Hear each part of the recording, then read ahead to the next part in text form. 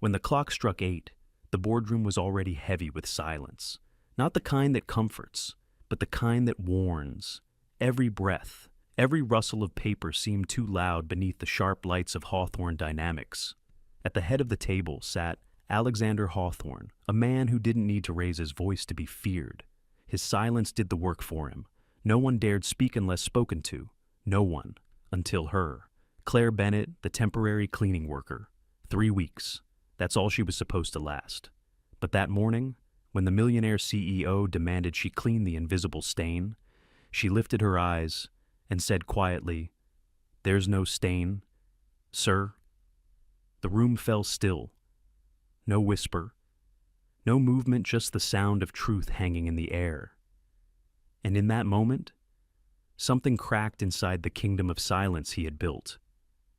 This isn't a story about wealth or status. It's about what happens when someone who has nothing dares to speak to someone who has everything, and how a single honest voice can change even the coldest heart. So, tonight, let's step inside that room and listen to what was said when the silence finally broke.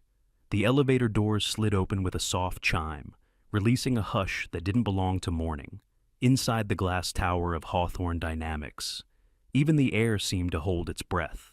No chatter, no footsteps that dared sound too loud. Only the faint hum of computers and the echo of polished shoes across the marble floor.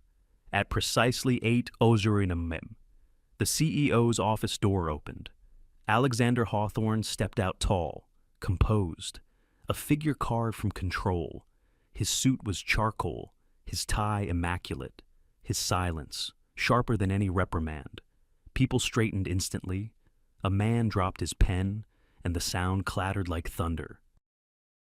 Alexander's gaze shifted just a glance, and the man bent to pick it up with trembling hands.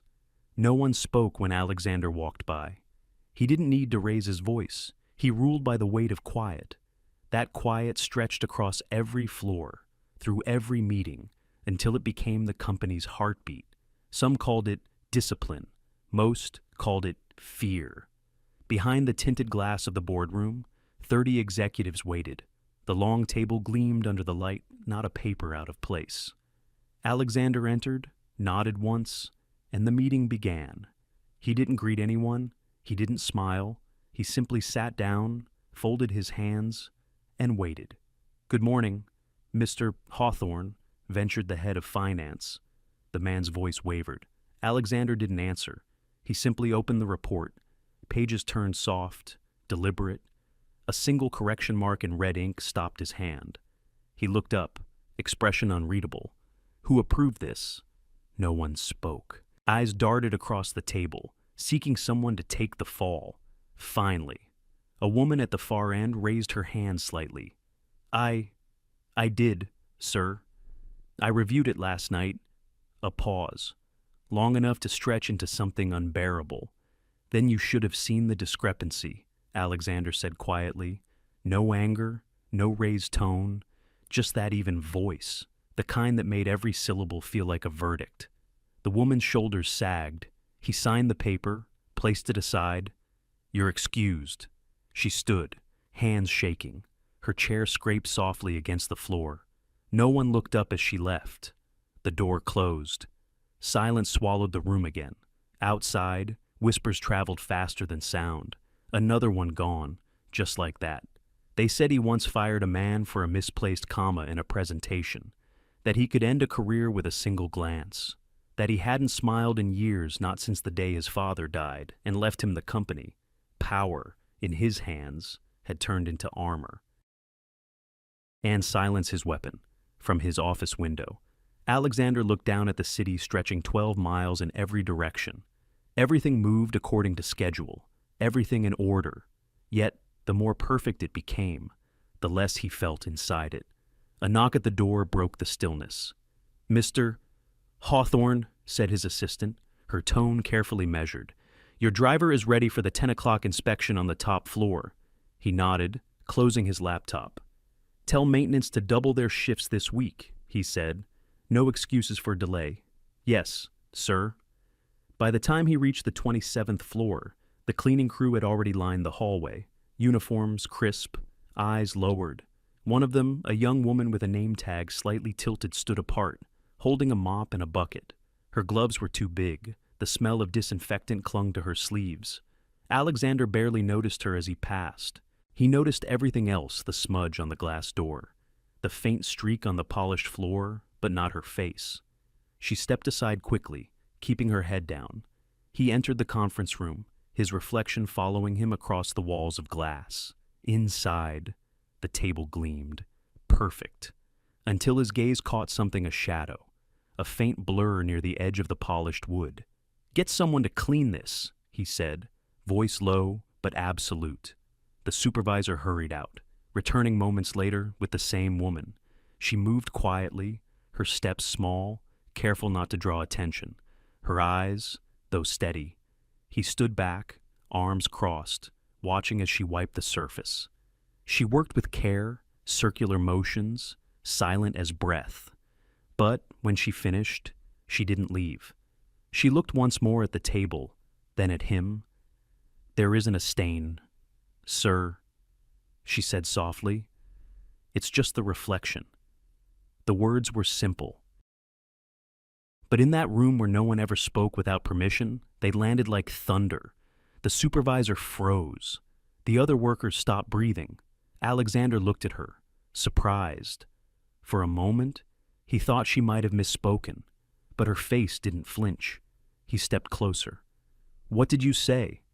She met his gaze, not defiant, not timid, just honest. "I said the table is clean. What you saw was the light from the window." Silence again, not the kind he controlled. This one belonged to her. Something in the air shifted, faint, but real. He could have fired her right there. Everyone expected it. But instead, Alexander only watched her gather her things, her hands steady. When she turned to leave, he caught himself speaking almost against his own rules. "What's your name?" She hesitated, then said quietly, "Claire Bennett." He nodded once. She walked out, the door closing behind her with a soft click. For a long time, Alexander stood there, eyes on the polished surface of the table. There was no stain, only his own reflection, clear, sharp, and for the first time, strangely unfamiliar. Outside, life resumed its rhythm. Phones rang, elevators chimed, the hum of productivity returned. But somewhere in that silence he had ruled for years, a hairline crack had formed, and though no one saw it yet, the sound of it, faint as a whisper, would change everything. The night after the boardroom incident, Claire sat by the small window of her rented room in the Queens.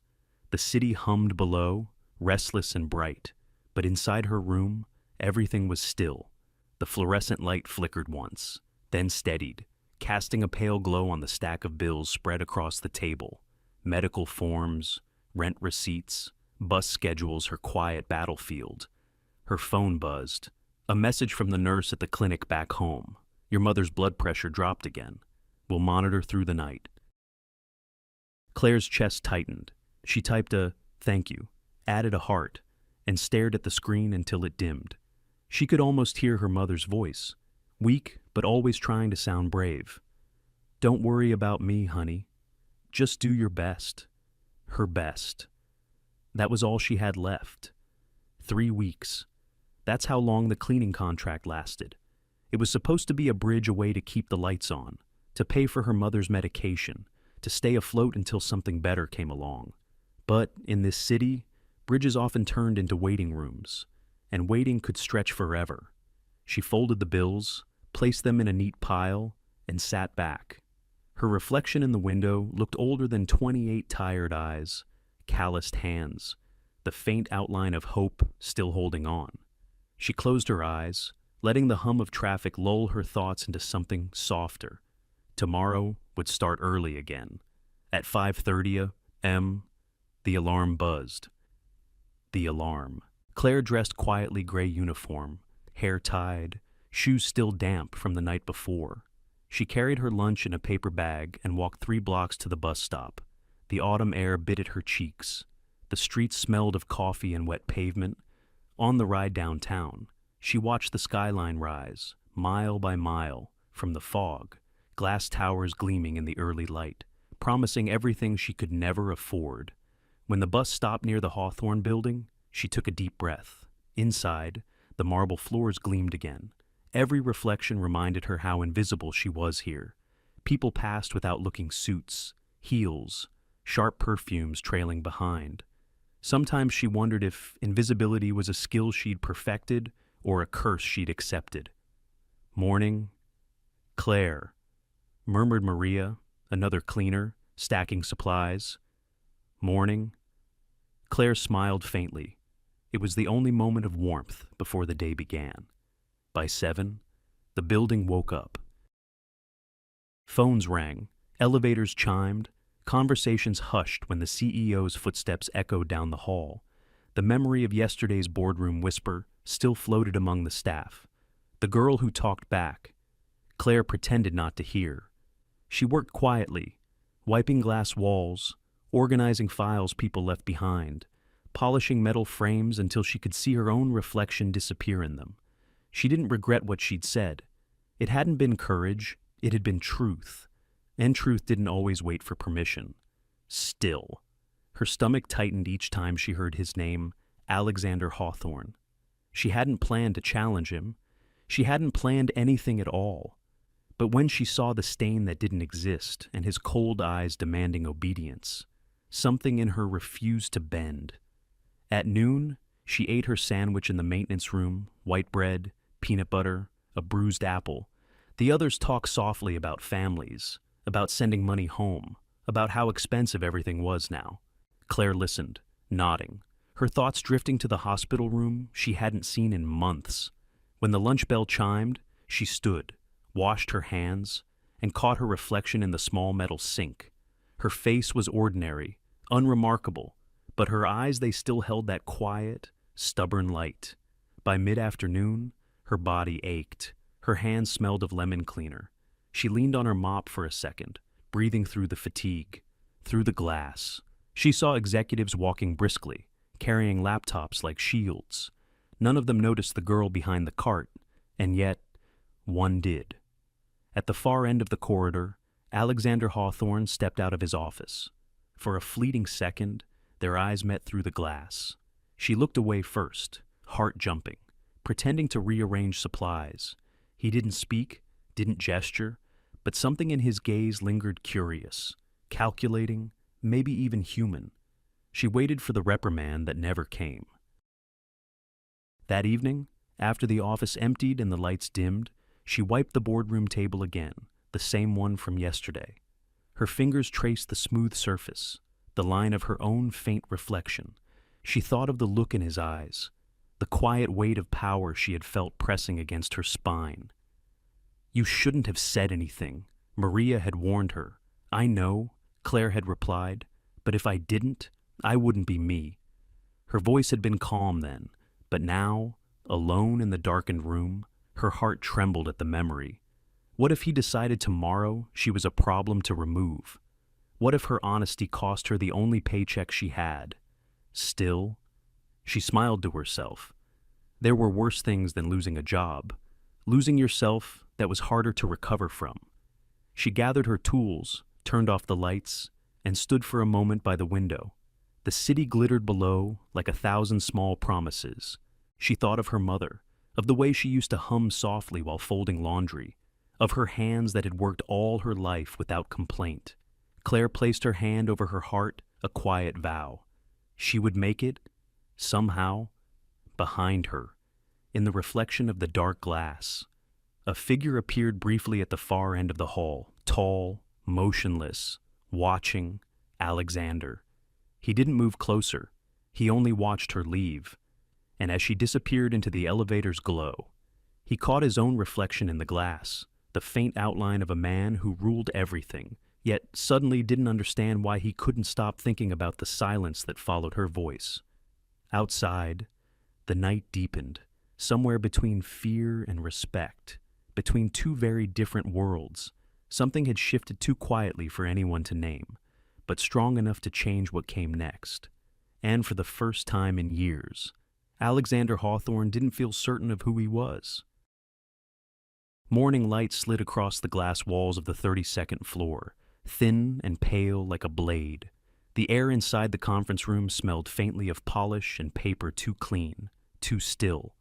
People spoke in murmurs, shuffling reports, adjusting chairs. The room waited, the way people do before a storm. Then came the sound that made everyone straighten the low click of the CEO's shoes. Alexander Hawthorne entered without a word. He didn't need one. Silence walked in with him. He set his phone down, placed his pen exactly parallel to the edge of the table, then scanned the surface in front of him. His gaze caught on something, a glimmer, a shimmer, maybe just the sun reflecting from the window. But to him, it looked like imperfection. He frowned. Who cleaned this table? No one answered. The question hung in the air, heavy as judgment. Finally, the maintenance supervisor stepped forward. Sir, that would be Ms. Bennett. Bring her. A minute later, the door opened again. Claire stepped in quietly, her gloved hands folded in front of her, the faint scent of disinfectant following. The executives looked down at their papers, pretending to read. She could feel their unease like heat on her skin. Alexander pointed to the center of the table. Wipe that again. Claire looked where he pointed, nothing but gleaming wood, smooth and flawless. But she walked closer, because that was what you did when a man like him gave an order. She took out a clean cloth, pressed it gently, rubbed in slow circles. The sound of fabric against varnish was the only thing moving in the room. When she finished, the surface shone brighter than before. She stepped back, nodded once. It's clean, sir. Alexander's eyes stayed on the same spot. Do it again. Something in her chest tightened.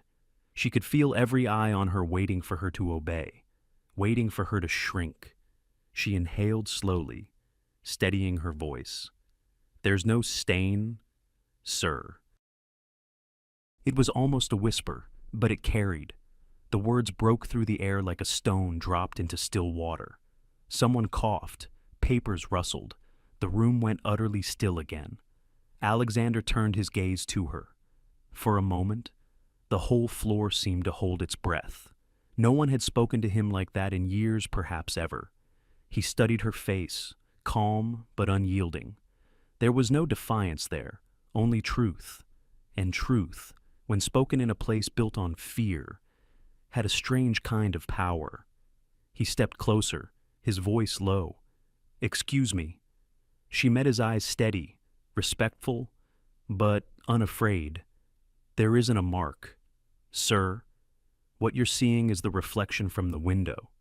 A soft murmur rippled through the room, quickly silenced when Alexander lifted his head. His jaw tightened, but he said nothing. The faintest muscle near his temple moved, then stilled. Claire waited. The silence between them stretched, taut and electric. Then, slowly, he set the pen down, turned slightly toward the window. The light had shifted, the reflection disappeared. His eyes flicked back to the table, then to her. You're dismissed, he said finally. Yes, sir. She gathered her cloth and turned toward the door, but her legs felt heavy, her pulse too loud. She could feel the gazes following her, some pitying, some admiring, most afraid for her. The door closed softly behind her. Inside, the meeting resumed, but the rhythm was broken. No one spoke for a long time until Alexander finally said, Continue. Even then, his voice was quieter, his tone unreadable. He didn't hear a word of the next presentation. His mind kept returning to the image of her standing there, small but unshaken, speaking truth without raising her voice. The honesty of it unsettled him. Later that afternoon, as the last report ended and the room emptied, he stayed behind. The light had changed again, slipping into gold. He looked at the table, now spotless, now ordinary. He placed his hand over the wood, felt the smoothness, the faint warmth left by sunlight. No stain, no flaw, only his own reflection looking back at him, cold, tired, questioning. Downstairs. Claire walked through the lobby, the echo of her footsteps faint against the marble. The security guard gave her a sympathetic nod. "You okay, miss?" She managed a smile. "I think so." Her hands were trembling inside the gloves. She wasn't sure if it was fear or relief. She'd spoken, just once, and for a moment the silence of that entire floor had cracked open. But now, reality pressed in again. She was still just a temporary worker, a name on a short contract. People like her didn't challenge people like him. Not twice. She stepped outside.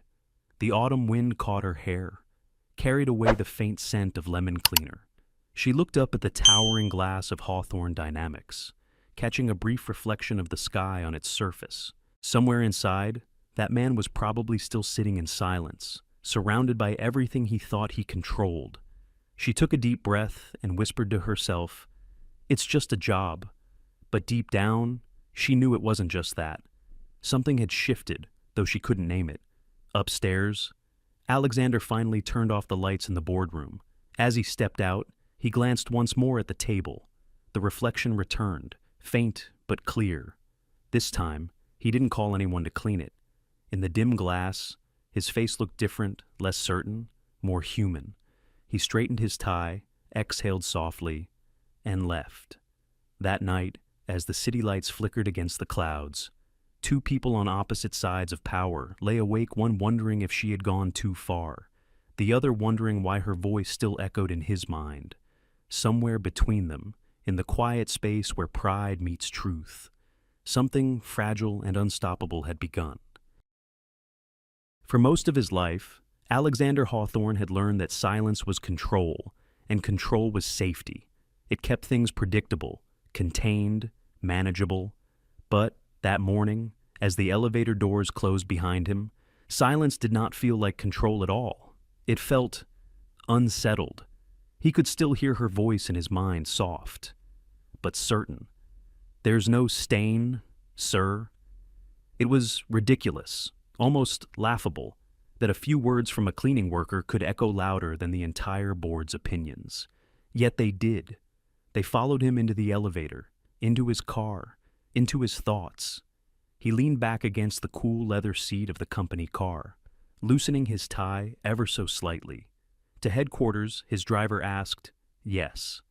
The answer came automatic, though his mind wasn't there. He watched the city slide by towers of glass, reflecting light like blades. Streets full of people who looked everywhere except at each other. He had built his empire here, in this city of noise, and yet somehow a single voice had cut through all of it. When he arrived at his private floor, his assistant, Evelyn, met him with her usual clipboard and crisp smile. "Morning, Mr. Hawthorne. Your 10 o'clock with the finance division is waiting. Would you like coffee before we begin?" He gave a distracted nod. "Black, no sugar." "Yes, sir." She paused, glancing briefly at his expression.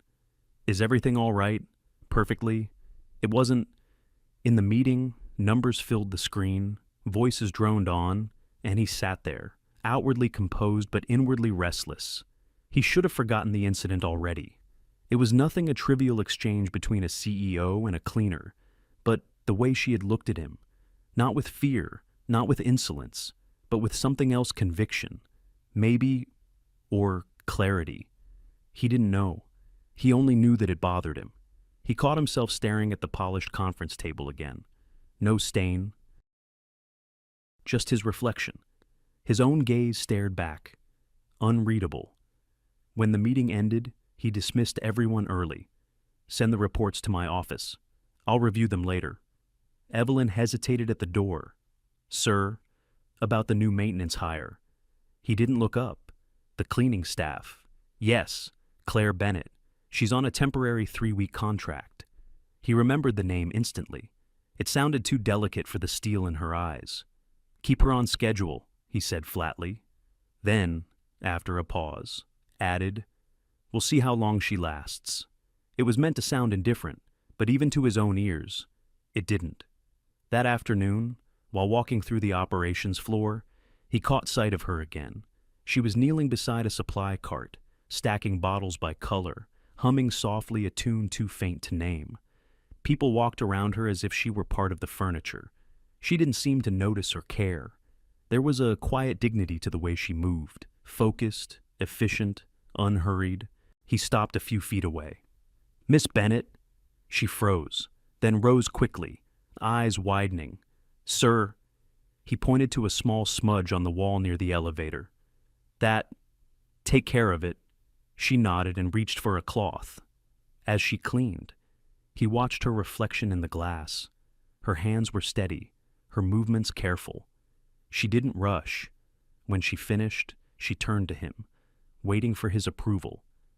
"It's fine," he said, then added almost without thinking, "You're thorough." Her brows lifted slightly, as if she wasn't sure whether it was praise or sarcasm. "I try to be," she said simply. He gave a short nod. "Keep it that way." As he walked off, she stood there for a moment, watching him leave. There was something strange about that man, the way he carried silence like armor, yet seemed haunted by it. She couldn't explain why she'd spoken up to him the day before. Maybe because no one else would. Maybe because she'd spent too many years watching powerful men pretend that fear was respect. By evening, the office emptied again. Alexander stood by his window, staring out at the skyline. The sun was setting long shadows stretching across the city like dark veins. He loosened his cuffs, took off his watch, and placed it neatly beside his laptop.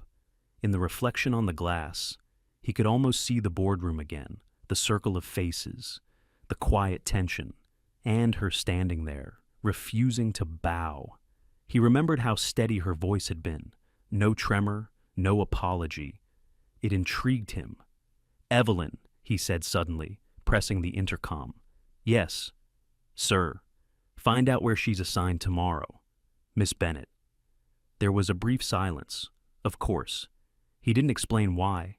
He wasn't sure himself. Maybe he wanted to make sure she didn't cause more trouble. Maybe he just wanted to understand what kind of person could speak truth into power and still go back to polishing tables as if nothing happened. That night, as he drove home, the city lights flickered across the car windows.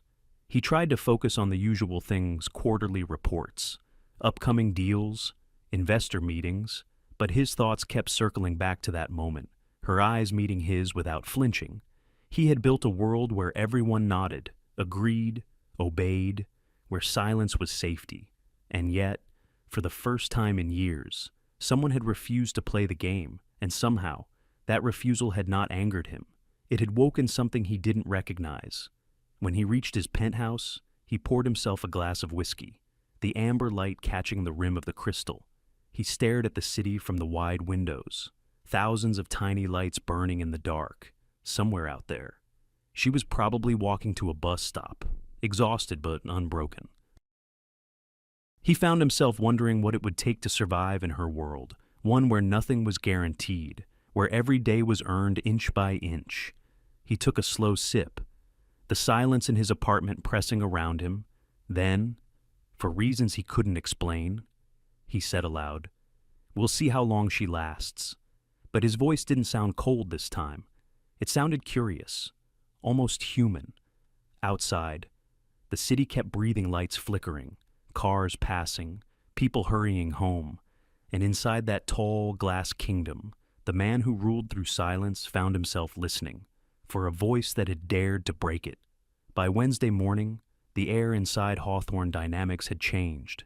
It wasn't loud, it never was, but something unseen stirred beneath the quiet order. The kind of tension that moved between whispers and glances. Claire felt it before she even reached her floor. The elevator doors slid open, and conversations that had been going just a moment before stopped mid-sentence. Heads turned, eyes flicked toward her, then away just as quickly. She didn't need to guess why. In offices like this, stories move faster than light, and truth always traveled dressed as rumor. Someone must have told someone, who told someone else, until the whole building knew the cleaning girl talked back to the CEO. As she pushed her cart down the corridor, she caught fragments. Is that her? The one who corrected him? He didn't fire her. Maybe he didn't hear her right. Claire kept her eyes forward. She'd learned long ago that people's opinions didn't pay bills. When she reached the glass conference room, the same one where it all began, She paused. The table gleamed under the white lights. No stain, no reflection, just her faint silhouette bending over the surface again. She pressed her hand to the smooth wood for a moment, not to clean, just to steady herself. For everyone else, it was a rumor. For her, it was just a moment, one small act of honesty that somehow had grown legs and walked the halls. She sighed and picked up her cloth. Work was the only thing that felt real here. The smell of lemon polish, the sound of her own breathing, the soft rhythm of movement. Those were things she could control, but the silence around her wasn't the same anymore. It wasn't ignorance, it was awareness. She could feel eyes on her from behind the glass, curious and cautious, some admiring, some waiting to see her fall. In the break room, Maria slid her a cup of coffee and whispered, "They're calling you brave, you know." Claire smiled faintly. Or foolish. Same thing. Sometimes, Maria said, shrugging. Claire sipped the coffee bitter, strong, exactly how she liked it. "I didn't mean to make a scene. I know," Maria said softly. "That's why it worked." Claire didn't answer. She looked out the window instead, at the long shadow of the Hawthorne Tower stretching across the street below. Somewhere up there, in his glass office, Alexander Hawthorne was probably drinking his perfect black coffee, untouched by gossip. Or maybe he wasn't. Maybe he'd heard too. She tried not to care. She was here to work, not to matter. But truth has its own way of echoing, even when no one repeats it out loud. By noon, the story had evolved. Some said the CEO had smiled.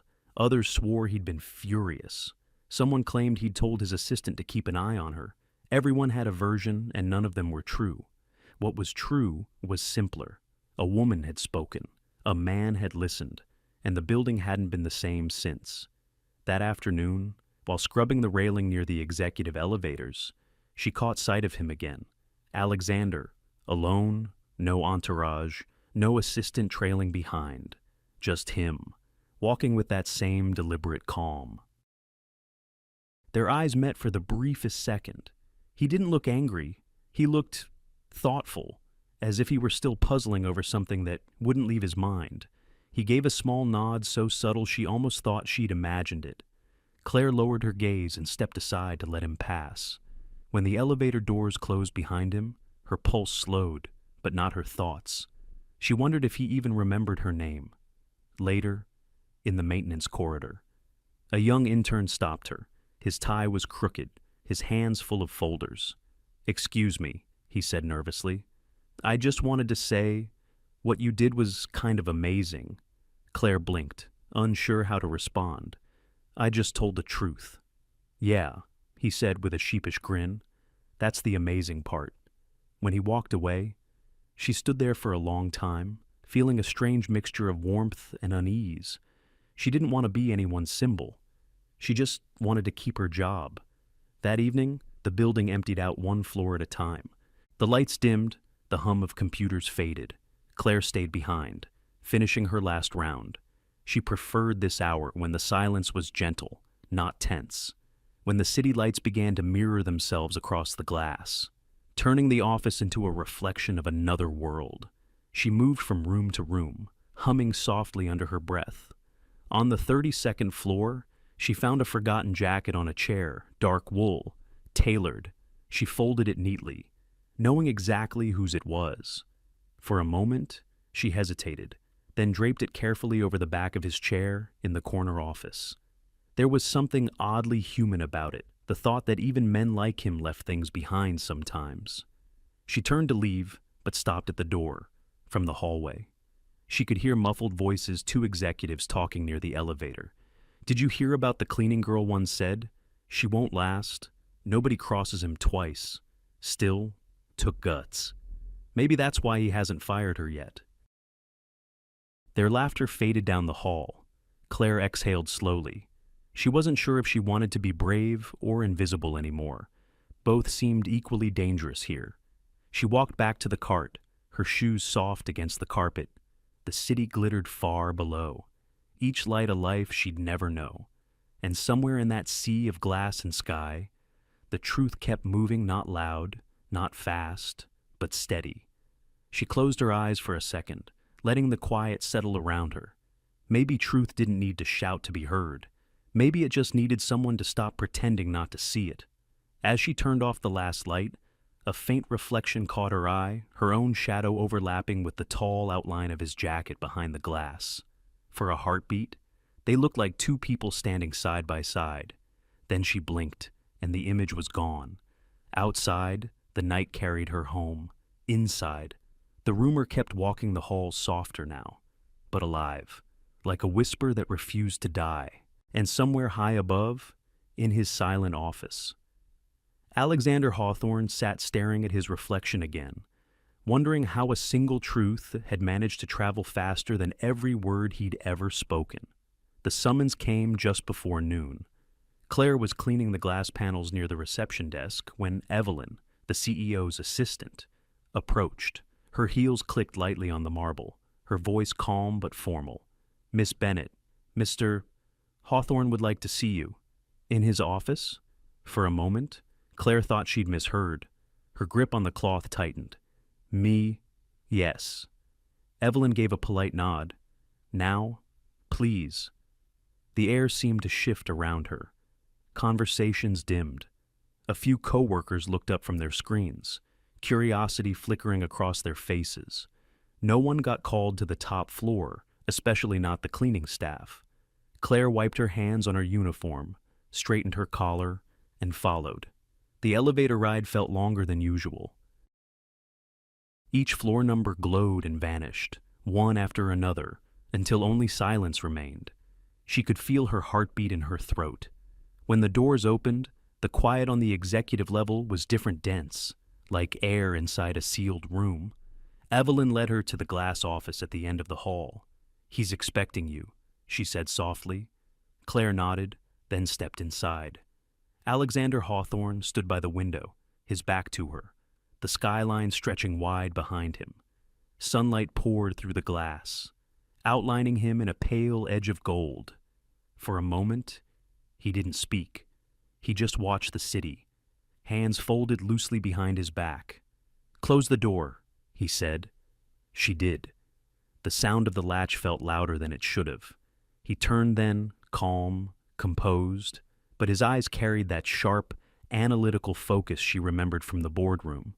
"Miss Bennett." "Yes, sir." He studied her for a moment. "You've been with us. A week, 8 days," she said quietly. He nodded once. "And in that time, you've become something of a legend." She frowned slightly. "I didn't mean to, I know." His tone was even almost detached. "But you did." The silence stretched. Claire waited, unsure what he wanted from her. He finally moved from the window and gestured toward a chair. "Sit." She hesitated. "I'm fine standing, sir." That wasn't a suggestion. She sat, keeping her posture straight. Her hands rested in her lap. Alexander leaned against his desk, arms crossed. "Tell me something," he said slowly. "What kind of person do you think I am?" The question caught her off guard. She blinked, searching his face for irony, for a trap. But his expression was unreadable. "I don't think it's my place to say." He tilted his head slightly. "You spoke your mind once before. I'd like to hear it again." Her pulse quickened. She could feel the weight of his gaze steady, demanding honesty. Something inside her hesitated, but something else refused to shrink. After a long pause, she said softly, "I think you're a man who confuses control with leadership." The words came out calm, even, but in the quiet room, they struck like thunder. Alexander's eyes narrowed, not in anger, more like surprise, as if he'd been expecting defiance, not truth. "Explain," he said. She took a slow breath. "Control keeps people quiet. It makes them efficient, afraid, predictable. But leadership," she looked up at him. "Leadership earns trust. It gives people a reason to stay even when they could walk away." He didn't move. His face stayed composed, but his hand flexed slightly against the edge of the desk. Her words hung in the air between them, simple, unadorned, and impossible to ignore. For years, his authority had gone unquestioned. He had been called brilliant, demanding, visionary. No one had ever dared to name what his silence truly was, a wall built to keep himself untouched. And now, a temporary worker had seen through it with a single sentence. He turned away, pacing once toward the window. "You're bold," he said finally. Claire's voice stayed quiet. "I'm honest." He looked over his shoulder. "And you think honesty is enough to survive here? I think it's the only thing that makes surviving worth it." For a moment, he almost smiled, not the polite, practiced kind, but something smaller, almost involuntary. Then it vanished. "You realize most people wouldn't speak to me that way." "I know," she said.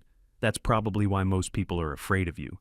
That time, the silence was heavier, but it didn't feel hostile. It felt like the air just before something begins to crack." He turned fully then, leaning closer across the desk. "You think I built this company on fear?" Claire didn't look away.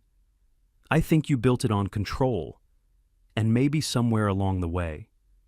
You forgot that they're not the same thing." His jaw tightened, but his eyes didn't leave hers. The strange thing was, he wasn't angry. He was listening. Really listening. And for the first time in years, he didn't have a ready answer. He exhaled, low and unsteady. "You're dismissed," he said at last. She rose, nodding politely. "Thank you, sir." But as she reached the door, his voice stopped her. "Miss Bennett," she turned. His gaze had softened, just slightly. "Most people, when they look at me, they see what I expect them to see. You didn't." "Why?" She hesitated, her hand on the door. "Because sometimes people need to be seen for who they could be, not just who they've become." He stood still, saying nothing, but something flickered behind his expression, a fracture, faint and real. Claire stepped out quietly, the door closing with a soft click. Inside. Alexander remained where he was. The city stretched endlessly below him, but his focus stayed fixed on the reflection in the glass. Her words replayed in his mind, each one precise, measured, impossible to dismiss. A man who confuses control with leadership. He'd spent his life mastering silence, but suddenly, silence felt different, not like power, like absence. He looked down at his hands, steady, practiced, built for command, for the first time. He wondered what they might look like if they weren't always clenched around control. Outside his office, the rhythm of work went on, phones ringing, elevators chiming, conversations murmuring back to life. But inside that glass room, something invisible had shifted. The first crack in the wall had formed, and through it, a single ray of light began to find its way in. That night, Alexander didn't go home. He stayed in his office long after the city below had gone dark. His reflection caught between the lights outside and the shadows inside. Papers were scattered across the desk untouched. His coffee had gone cold hours ago. And yet, he just sat there, elbows on the table, fingertips pressed against his forehead. Her words kept looping in his mind like a song he couldn't forget. A man who confuses control with leadership. He had brushed it off earlier, pretended it was just an opinion. But now, alone in the quiet, the sentence kept breathing. And then another voice followed hers again, softer this time, almost like memory. People don't leave because the work is hard. They leave because they're not allowed to breathe. He'd spent decades building this empire, brick by brick, rule by rule, every policy, every decision, shaped by the belief that discipline created excellence, that fear created focus. But what if he'd been wrong? What if the silence he'd demanded was not strength, but suffocation? He leaned back in his chair, eyes half closed. Through the glass, the lights of the city blurred into streaks. His mind drifted back to his father, the man whose shadow he'd lived in, the man who'd built this company before him. His father's voice was always sharp in memory. Never let them see weakness. Alex, respect comes from distance. Control the room, or you lose it. Control the room. He'd done that. Too well. He thought about the woman he'd dismissed earlier that morning, the one who'd spoken truth without raising her voice. There had been no malice in her tone, no defiance, just honesty, the kind of honesty no one had offered him in years. For the first time in a long while, Alexander felt something unfamiliar. It wasn't anger, it was fatigue, deep, quiet exhaustion that came not from work, but from the weight of being feared. Downstairs, Claire was finishing her shift. The floors gleamed under the soft lights, her reflection stretching in the polished marble. Her hands were raw from cleaning, her mind still replaying the moment in his office. She hadn't meant to say so much, but when he'd asked her that question, something inside her had refused to lie. She didn't know what he would do. Maybe he'd fire her tomorrow. Maybe he wouldn't. Either way, she'd spoken the truth, and that felt like enough. When she left the building, the wind outside was sharp with the scent of rain. She pulled her coat tight and walked toward the bus stop, the city humming around her, behind her, far above. One window on the top floor was still lit. Alexander didn't sleep. He stood by the glass, watching the streets below, tiny dots of light moving endlessly. People living their lives without ever knowing his name. For the first time, he envied them. The freedom, the breathing. He thought of the hundreds of employees who walked into this building every day, heads bowed, voices careful, smiles measured. He had built that fear into them. He had called it respect. And now he saw what it truly was, distance. He sat back down, opened his laptop, and began scrolling through resignation letters from the past year. The numbers startled him. So many names, so many quiet departures. They hadn't left for better pay or lighter workloads. The reasons were all the same: toxic culture, burnout, no space to grow. He closed the screen, his reflection staring back at him from the dark monitor. He didn't like what he saw. The next morning, when he arrived at the office, people noticed something different. His steps were slower, his face still unreadable, but the usual edge in his eyes was gone, replaced by something quieter, maybe even human. He passed through the lobby. People straightened as always, but he didn't look through them this time. He nodded once to the receptionist, a gesture so small it almost went unnoticed. Almost upstairs. Evelyn found him standing by the window again. "Good morning, sir," she said, placing his schedule on the desk. He turned. "Morning." She froze for half a second. It was the first time he had ever said it first. He didn't explain. He didn't need to. At 10, he walked into the department meeting, the usual quiet falling like a curtain. He looked around the table, faces stiff, eyes down. The silence he'd once found powerful now felt heavy. He cleared his throat. "Before we begin," he said, "I want everyone to speak freely today." The room stayed still. Someone finally asked, "About what, sir?" "About anything," he said. "This company, the work, what's not working?" A few eyes lifted, uncertain. No one dared to go first. He waited. The silence stretched. He could feel the old instinct rising, the urge to fill it with authority. But he didn't. He let the quiet breathe. Finally, one young analyst cleared his throat. "Honestly, sir, the pace is unsustainable." Another voice joined. "People are afraid to make mistakes." And then another. "We want to do better work, but the pressure." Alexander listened, not as a CEO, not as the man in control, just as a man hearing truth for the first time in too long. By the end of the meeting, his coffee was untouched again. But this time, it didn't matter. Something had cracked, not broken, but opened. When the room emptied, he sat there alone for a while, looking at the empty chairs. The echoes of their voices still lingered, soft but alive. For years, he had ruled over silence. Now, he was learning to listen to sound. Downstairs, Claire was cleaning the same corridor as before when she saw him step out of the elevator. He nodded at her, a small gesture of acknowledgement. She nodded back, cautious but calm. As he passed, He spoke just loud enough for her to hear. "You were right, Miss Bennet. People do leave when they can't breathe." She looked up, surprised. Their eyes met not as superior and subordinate, but as two people who had finally seen each other clearly.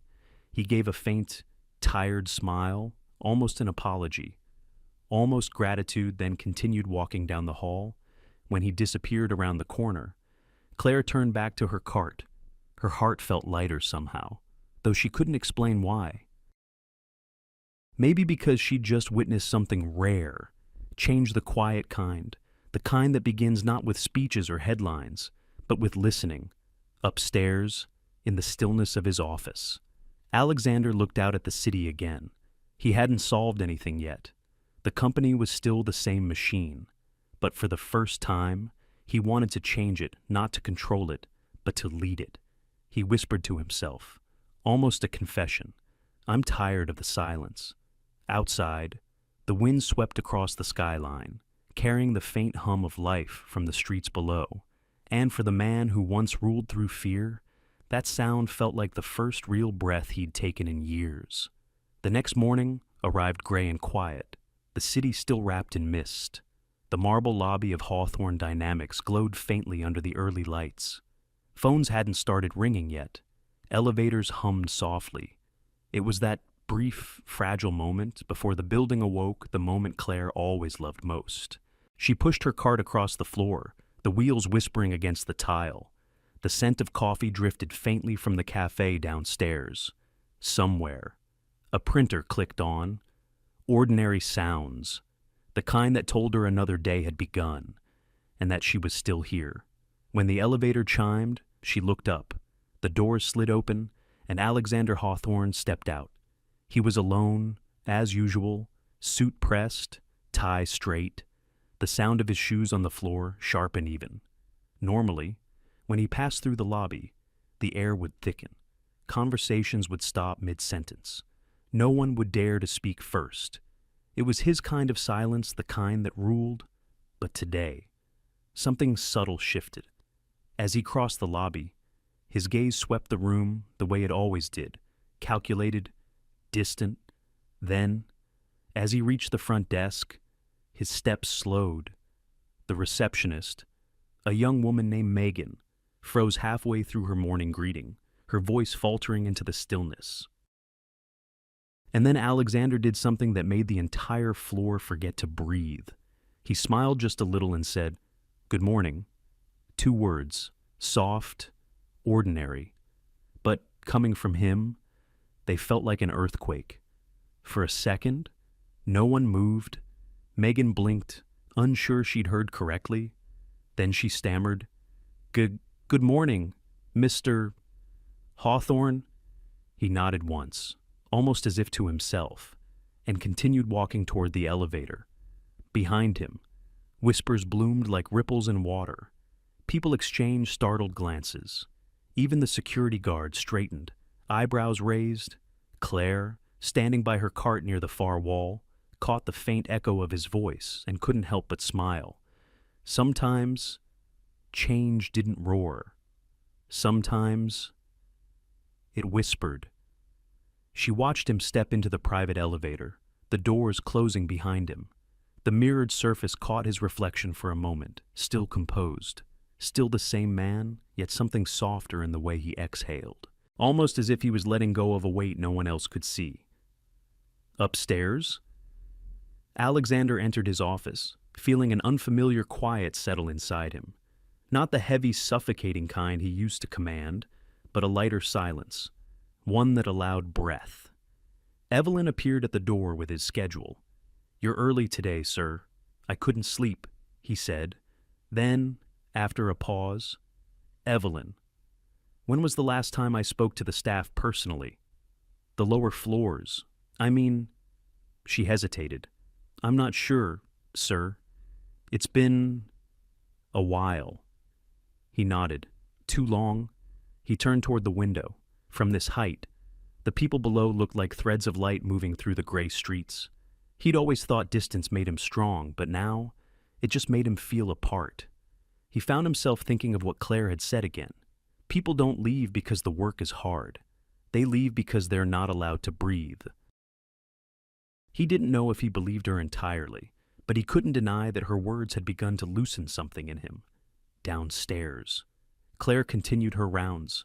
The usual greetings came differently that morning. Some smiled at her, now small, cautious smiles, like people testing new air. The rumor had changed shape again. No longer just the story of the cleaning girl who spoke back. Now it was. She's the one he didn't fire. Maria joined her near the elevators, carrying a bucket of fresh towels. "Did you see that?" she whispered. "He said good morning." Claire nodded. "I did." Maria shook her head, still stunned. "I've been here 6 years." The man barely nods. "What did you do to him?" "Nothing," Claire said, half smiling. Maybe he just needed someone to remind him he's human. Maria chuckled softly. "Careful. That kind of talk can get you promoted or fired." "Maybe both," Claire said. And they both laughed quietly before the next elevator arrived. The laughter was brief, but it lingered. It sounded almost like hope. That afternoon, the change continued in small ways. Alexander paused by the design department, asking a question instead of issuing an order. He complimented a team's progress. He even thanked someone. It wasn't grand, it wasn't performative, it was human. And because of that, it startled everyone even more. People didn't know whether to trust it, but they noticed. And down the hall, behind a half-open glass door, Claire caught sight of him again. He was talking with Evelyn, his voice quieter than usual, his posture less rigid. When he glanced her way, their eyes met briefly. He nodded a simple acknowledgement, nothing more. But for her, it was enough. She continued mopping the floor, her movements slow, steady, rhythmic. The light through the windows glowed warm across the tile, softening the edges of the day. That evening, as employees packed up to leave, someone held the elevator door for another person. Someone else offered a tired laugh instead of a forced silence. The changes were small, almost invisible, but real. When the building finally emptied, Claire finished her last round and stood for a moment in the lobby. The same space that once felt frozen now felt alive. She thought about how strange it was that a simple greeting could ripple through an entire place like this. 2 words that meant nothing, and somehow, everything. As she pushed her cart toward the exit, she looked once more at the elevator doors. Her reflection shimmered in the brushed steel. For a fleeting second, she thought she saw another reflection beside hers, taller, distant, thoughtful. She smiled, whispering under her breath, "Good night, Mr. Hawthorne." Upstairs, in his darkened office, Alexander stood alone again, the city glowing beneath him. But tonight, the silence didn't feel lonely. It felt open. He poured himself a glass of water, took a slow sip, and looked toward the faint reflection in the glass. His own face, no longer as sharp. He thought of the word he'd said that morning. Good morning, simple, ordinary. But for him, it had felt like learning to breathe again. He turned off the lights, letting the city's glow spill softly into the room. Change had begun, not loud, not sudden, but quiet and steady, like dawn rising over glass. The rhythm of the office had changed, subtly, almost imperceptibly, but those who'd been there long enough could feel it. Conversations that once died the moment Alexander Hawthorne entered now hesitated before falling silent. There were even moments brief, fragile ones when laughter dared to slip through the hallways. To some, it felt like air returning after years of holding their breath, but to others, it felt like danger. Victoria Crane sat in her corner office on the 34th floor, staring through the glass walls at the shifting pulse of the company she'd helped build.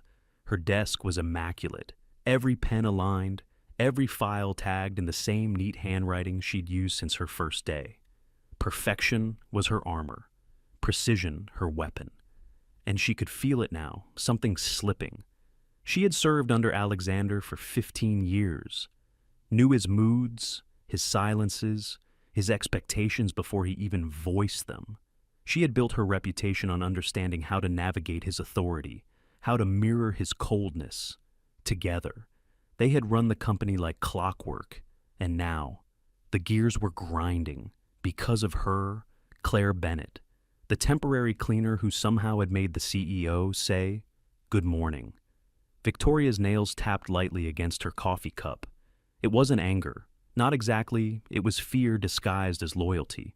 She told herself she was protecting the company, protecting Alexander from a distraction, a weakness he didn't even see.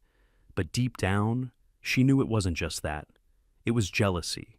A deep, quiet jealousy that this woman, this outsider, had cracked open something Victoria had spent years preserving. That morning, she called her assistant. "Close the door," she said. The young man did as he was told, eyes careful. Victoria didn't look up. "You've heard about the cleaning girl." He hesitated. "I've heard the rumors." "Ma'am, rumors," she repeated softly, letting the word hang. Sometimes they tell you what people are afraid to say out loud. She looked up, her expression calm, deliberate. "Start one for me." Subtle. Not malicious, just curious. Something like, "The CEO's been spending a lot of time around the cleaning staff lately." The assistant blinked. "You mean, don't overthink it," she said, her tone still smooth. "Let it breathe on its own." A whisper travels farther than a shout. He nodded quickly, understanding enough to be afraid. "Yes, ma'am." When he left, Victoria stood by the window, watching the city shimmer below. Power, she thought, was like glass strong until it cracks. And Claire Bennett was the hairline fracture she intended to seal, or break, downstairs. Claire was wiping down the glass partitions between cubicles, unaware that her name was beginning to move again. The whispers that had once carried her truth now carried something else, something uglier. She noticed it first in the way people's eyes changed when they looked at her. Curiosity turned cautious. Admiration turned into something else, something that pulled away. At lunch, Maria whispered, "They're saying things." Claire. Claire looked up from her sandwich. "What things? That Mr. Hawthorne might be?" Maria stopped, glancing around before lowering her voice. "That he's taking an interest in you. The wrong kind." For a moment, Claire just stared. Then she laughed softly, shaking her head. "That's ridiculous. I know. But you know how people are here." She did. She knew too well. Rumors were a different kind of dirt, one that didn't wash off easily. The rest of the day moved slower. Every conversation seemed to quiet when she entered a room. Even the guards at the lobby exchanged looks when she passed. By evening, she could feel the story taking root like ivy, creeping along the walls. Upstairs, Alexander had no idea. His day had been a blur of meetings, calls, and numbers. But even he could sense the atmosphere shifting again, the glances that lasted too long, the sudden hush when he stepped into a corridor. He brushed it off until Evelyn paused outside his office that afternoon, hesitant. "Sir," she said carefully, "you might want to be aware there's been talk." He looked up. "Talk about what?" "About you and Miss Bennett." His brow furrowed. "What kind of talk?" She hesitated, choosing her words. "That you've taken a personal interest in her." For a moment, he said nothing. Then, quietly, "Who started it?" Evelyn shook her head. "Rumors rarely have names." He leaned back, expression unreadable. The absurdity of it almost made him laugh, but the anger beneath it didn't. He'd finally started to loosen the company's silence, to make people less afraid. And already, the old fear was fighting back, trying to twist something pure into something dirty. "Thank you, Evelyn," he said. "That will be all?" When she left, he stood by the window, jaw tense. He knew exactly who would want to protect the old ways. He'd built that army himself. Victoria Crane, most of all. He stayed late again that night, reviewing files that didn't need his attention, just to think. The skyline outside blurred into streaks of gold and gray. He couldn't shake the thought of Claire, how she must be hearing the same whispers. He wondered if she thought he was behind them, Downstairs, Claire was finishing her shift. She'd kept her head down all day, said little, but the weight of the rumor clung to her shoulders. She'd never been one to care about gossip, but this felt different. It wasn't just untrue, it was cruel. It made her dignity a question mark. As she pushed the mop bucket down the hall, she passed by the reflection of the executive floor in the glass above. For a moment, she saw his silhouette still there, still working. She hesitated. Then she whispered to herself, almost as if to prove something, "I'm not afraid of truth, only lies." The words steadied her. In his office, Alexander turned from the window, unaware that below him, the woman who'd changed him was now paying the price for it. He poured himself another glass of water, but it tasted bitter. The city lights flickered against the glass like small, accusing eyes. Victoria, in her own office, closed her laptop with quiet satisfaction. The rumor was already growing roots. By morning, she knew, it would bloom. Change had come to Hawthorne Dynamics, and so had resistance. And between them, somewhere in the quiet center, stood a man waking up to truth, and a woman learning how much truth can cost. It happened on a Thursday afternoon, the kind of gray, heavy day when the air feels too still to breathe. Claire was finishing her shift, wiping down the last glass wall in the conference wing, when her phone buzzed with a message from HR. "Please come to the 6th floor office immediately. Human Resources." Her hand paused mid-motion. The words looked harmless, routine, but something in her stomach tightened. The HR office was cold, spotless, and quiet when she entered. 3 people were waiting. The director of HR, a woman from compliance, and a man she didn't recognize. Probably legal. None of them smiled. "Miss Bennett," the director began, her voice careful and rehearsed. "We've received multiple reports regarding your conduct on company premises." Claire frowned, confused. "My conduct?" "Yes," the woman continued, sliding a paper across the desk. "There have been concerns about inappropriate behavior involving senior leadership." For a moment, Claire couldn't even form a reply. The words didn't fit the world she knew. "I'm sorry," she said finally, her voice low. "That's not true." The HR director folded her hands. "Regardless, until we can review the matter properly, we've decided to place you on temporary suspension." Silence filled the room, the kind that hums in your ears. Claire looked down at the paper in front of her, the official notice, neat and final, stamped with corporate authority. It didn't matter that the words were lies. The decision was already written. She felt her throat tighten, but she forced herself to stay calm. "I've done nothing wrong," she said quietly. The director's tone softened, but only slightly. "This is procedural. Miss Bennett, you'll be contacted once we've concluded our review." It wasn't about procedure. She could see it in their eyes. This was protection, not of truth, but of reputation. Of him. When she walked out of the office, the corridor felt longer than usual. Every step echoed, every face she passed seemed to know something. By the time she reached the lobby, the receptionist avoided her gaze. The security guard didn't say hello. Even Maria, standing by the elevators, looked stricken. "Claire," she whispered. "What happened?" Claire just shook her head. "They said I did something I didn't do." Maria's eyes welled. "You think this is about those rumors?" Claire managed a small, tired smile. "I don't think—" "I know."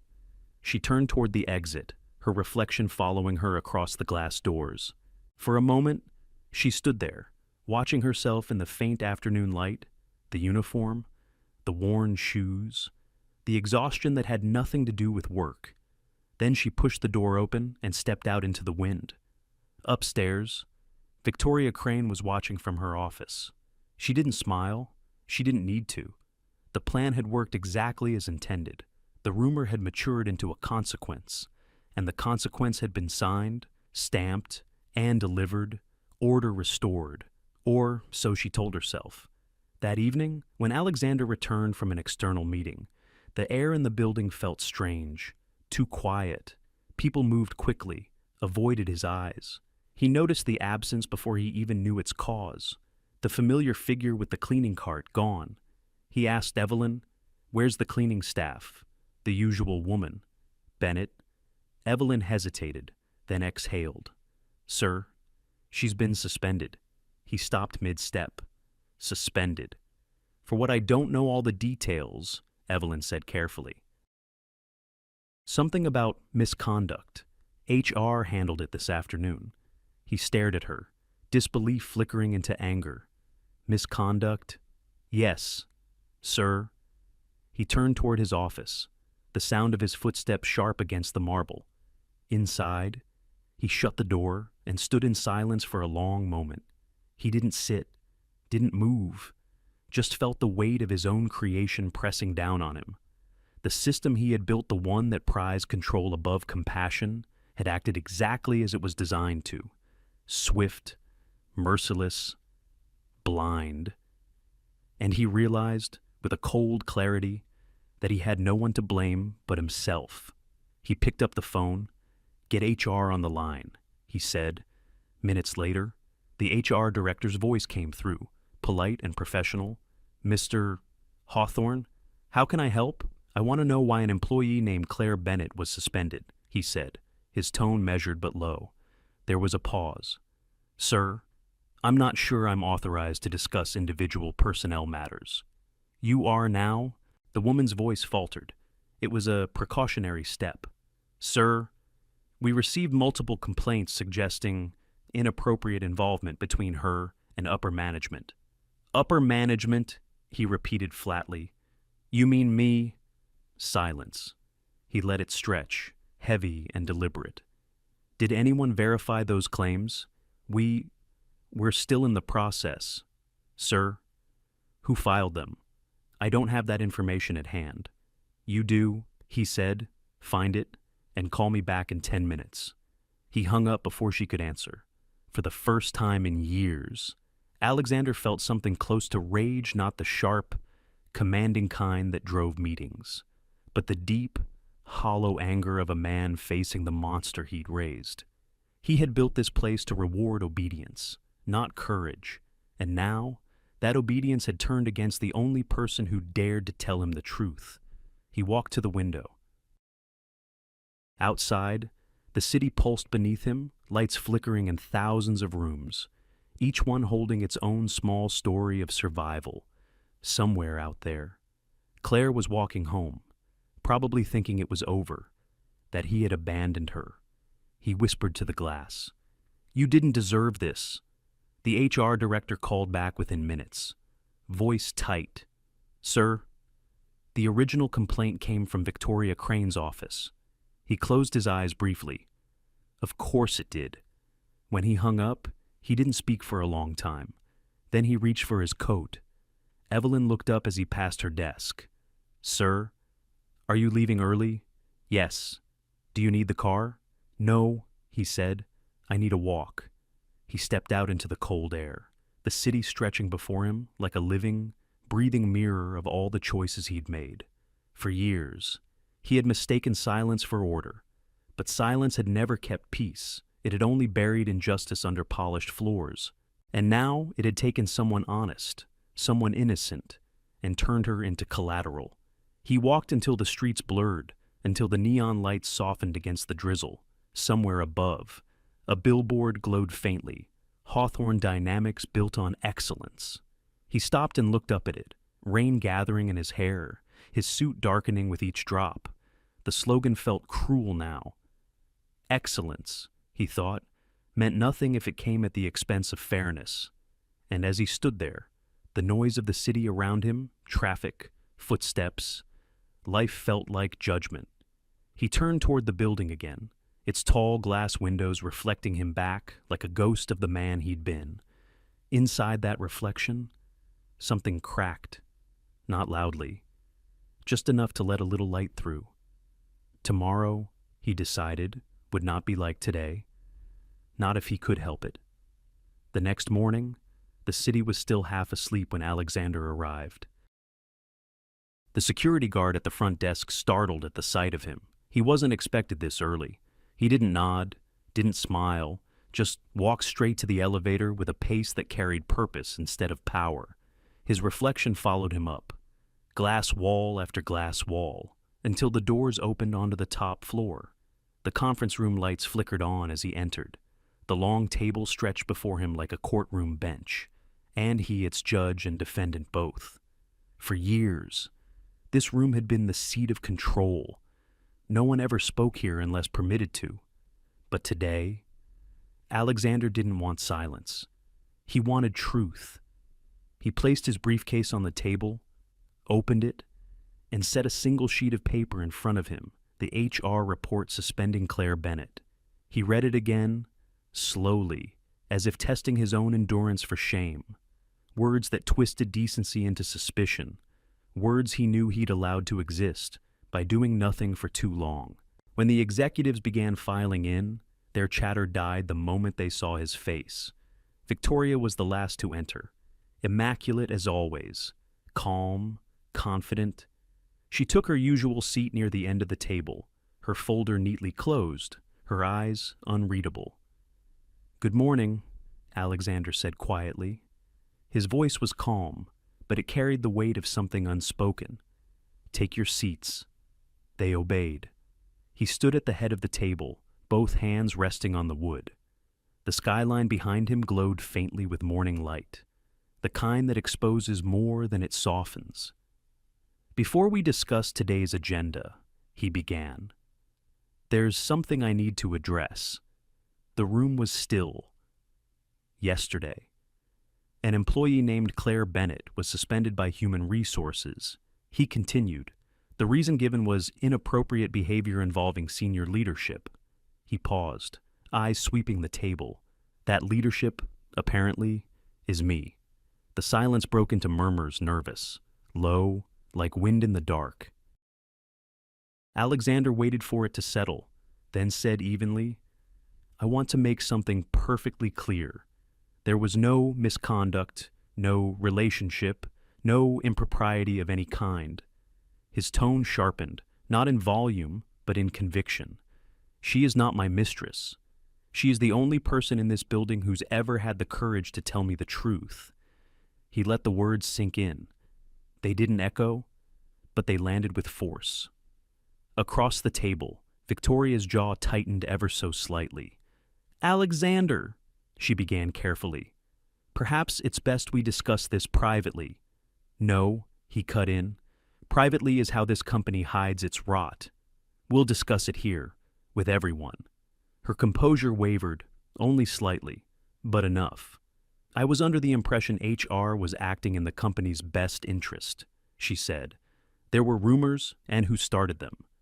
She hesitated, her lips parting, but no sound coming out. He looked at her for a long moment, then turned to the rest of the table. "For years, I've prided myself on building a system that runs efficiently, that rewards precision, obedience, control." He took a breath. "And yesterday, that same system punished an honest worker for telling the truth." The executives exchanged uneasy glances. No one moved. "I created this culture," Alexander continued. "A culture where silence is safer than honesty, where fear keeps order. And now I see what that silence costs." He picked up the HR report and tore it cleanly down the middle. The sound of paper ripping filled the room. "Claire Bennett will be reinstated immediately, with full pay and an apology from management, effective today." A stunned pause followed. Then one of the junior board members spoke, hesitant. "Sir, are you certain that's wise?" The optics. Alexander's tone hardened. "Do you know what it looks like to do nothing while an innocent person's reputation burns?" The young man fell silent. Alexander straightened, looking down the length of the table. "We've built something powerful here, but power without justice corrodes from the inside. It becomes something smaller, something cruel." He glanced toward Victoria again. "And that's not the company I intend to run." Victoria's eyes flashed. "You're letting your emotions cloud your judgment?" He studied her quietly. No, Victoria. I'm finally letting my conscience in. Her expression froze. For a moment, no one dared breathe. Then Alexander turned toward Evelyn, who stood by the door taking notes. Draft the reinstatement letter, he said softly. And send it to HR before noon? Yes, sir. He exhaled slowly, as if shedding years of weight. Also, he added, initiate an internal review of how this situation was handled. Every decision, every name attached to it. His gaze lingered on Victoria for a beat longer than necessary. When the meeting adjourned, no one moved right away. They just sat there, watching the man they thought they knew different. Unrecognizable in the best way. He didn't look powerful now. He looked human. After everyone left, Victoria approached him quietly. Alexander, she said, her voice low, controlled, you're making a mistake. Compassion doesn't build companies. He turned to her, meeting her gaze. Neither does fear. She blinked, caught off guard. For once, she had no reply.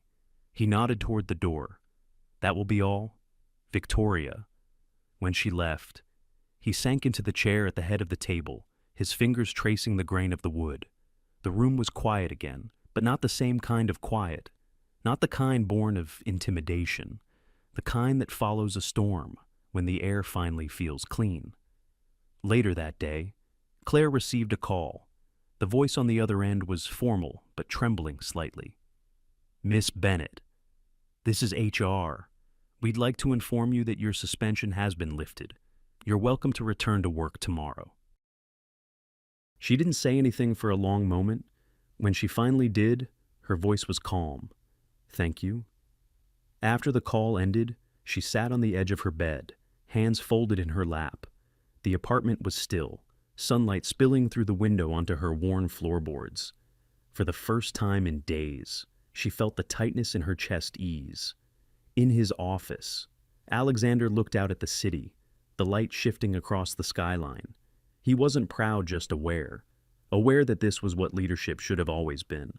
Not control, not fear, the courage to do what's right, even when it costs you something. He whispered to the glass, as if to the version of himself he'd finally outgrown. Not power, just justice. Outside, the sun broke through the clouds, casting the faintest golden hue over the city below. It wasn't redemption yet, but it was a beginning. The day Claire returned to work, the building seemed to breathe differently. People watched her quietly as she stepped through the glass doors, not with the same suspicion as before, but with a quiet curiosity, even respect. She wore the same uniform, the same steady expression, yet something about her presence had changed. She no longer looked like a temporary worker. She looked like someone who belonged. Alexander met her that morning in the lobby. No press release, no grand gesture, just a nod that said more than words. Good to have you back, he said softly. Good to be back, she replied. He gestured toward the elevator. Walk with me. They rode in silence to the top floor, the hum of the elevator filling the space between them. When the doors opened, he led her to the same conference room where, days before, he'd torn apart the system that had condemned her. Now, on the table before them, lay something: new plans, notes, drafts of what would become the first cultural reform initiative in Hawthorne Dynamics history. We're going to change how this place breathes, he said, from the inside out. Claire glanced at the stack of papers, then at him. You really think they'll let you? He gave a small smile. They don't have to let me. They just have to keep up. That was how it began. At first, the partnership was formal structured meetings, data reviews, policy drafts. But as the weeks went on, the rhythm between them shifted. Claire wasn't afraid to challenge him, and he didn't try to silence her. He found her perspective uncomfortably honest, yet strangely grounding. She reminded him that the company wasn't built of reports and profits, it was built of people. She'd sit across from him, her hands folded, speaking plainly about things no one else dared to. The fear, the exhaustion, the quiet resignation that came before every resignation letter. And he listened, really listened. Sometimes, after long meetings, they'd walk through the lower floors together, observing without announcing who he was. Alexander would watch the way employees straightened their posture, the quick glances of unease that passed when they didn't recognize him immediately. He'd see the walls he had built unspoken, invisible, but heavy, and he'd feel the weight of his responsibility. Claire would notice the same things, but with different eyes.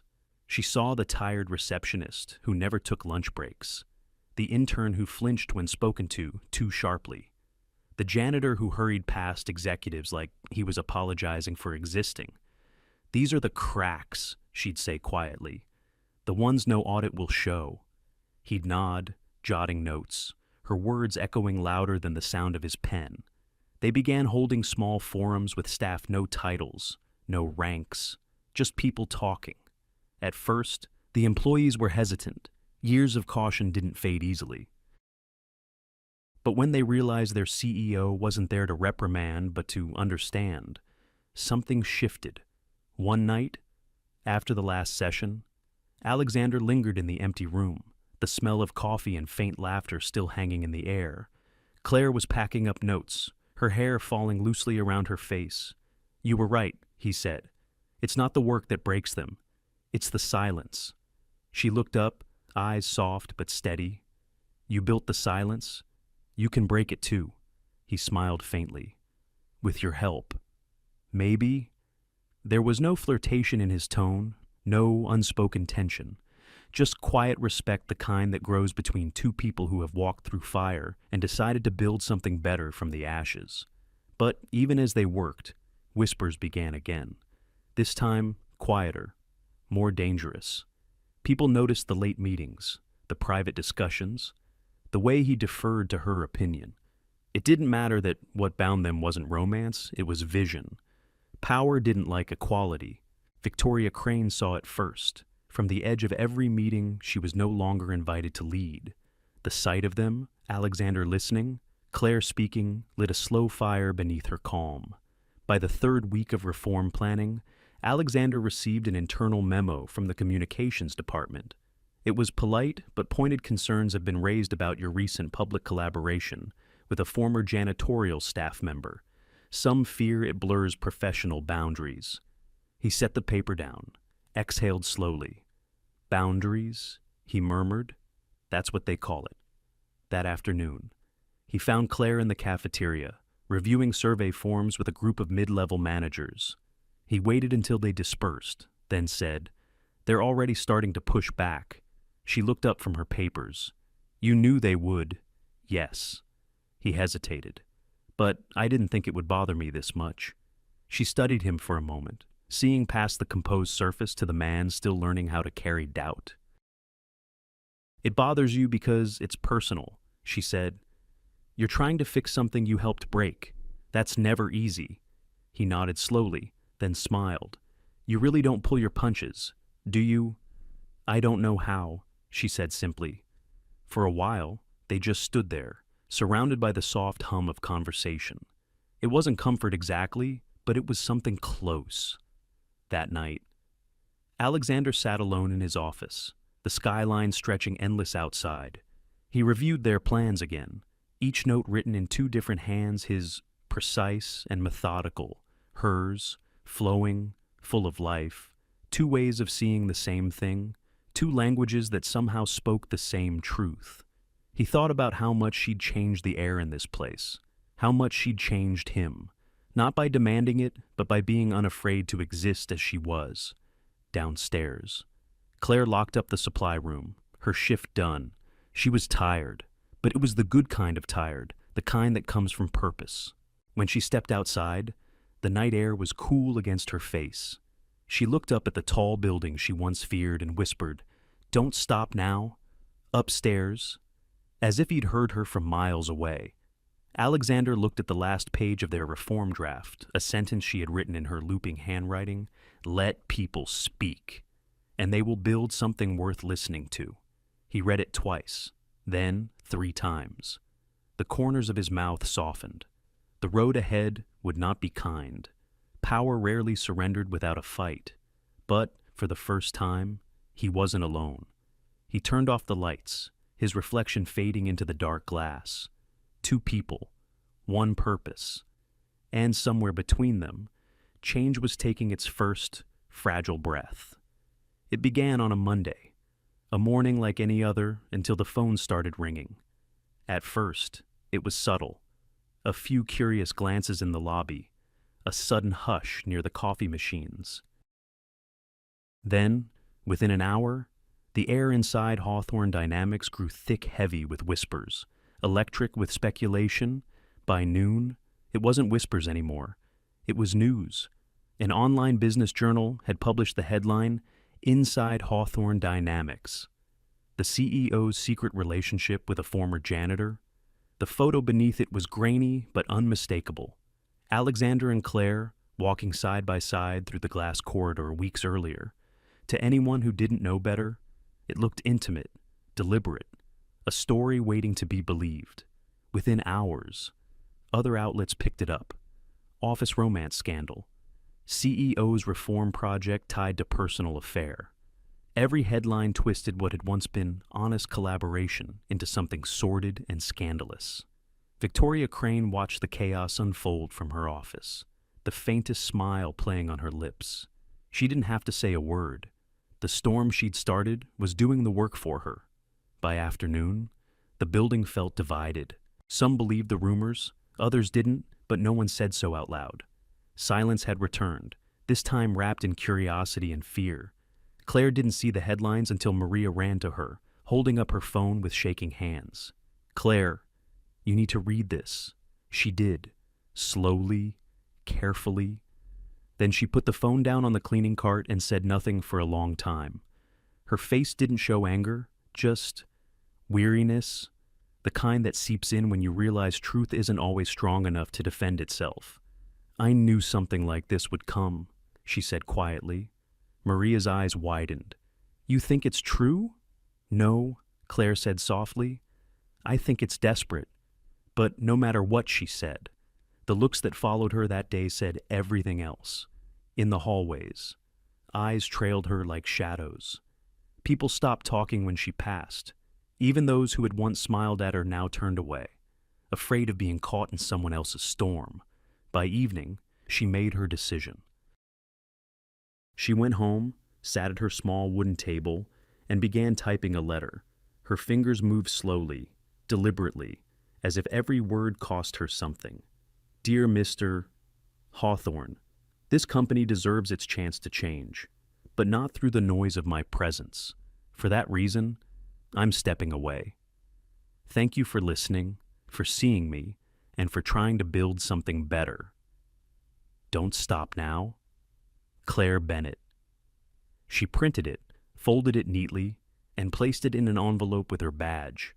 When she dropped it off the next morning at the front desk, the receptionist looked startled. "You're quitting," Claire nodded. "No, just leaving before I become the reason something good gets destroyed." Upstairs, Alexander was in his office when Evelyn entered, pale and hesitant. "Sir, you should see this." She handed him her tablet headline after headline, flashing in rapid succession. He scrolled once, twice, then stopped. His jaw tightened. His pulse quickened. But what hurt most wasn't the accusations. It was the photo. That moment so small, so ordinary had been turned into proof of something ugly. "Who leaked this?" he asked, voice low. "We're still checking," Evelyn said carefully. "But the story originated from a reporter with ties to Victoria Crane's PR firm." He didn't speak. He just turned toward the window. The skyline reflected faintly in the glass. "Of course," he murmured. Then, almost as an afterthought, "Where's Claire?" Evelyn hesitated. "She dropped off a letter this morning. She's gone." For a long time, he said nothing. The silence between them stretched until it filled the room. Then, quietly, "Thank you, Evelyn." When she left, he unfolded the letter. He read it twice, tracing her handwriting with his thumb.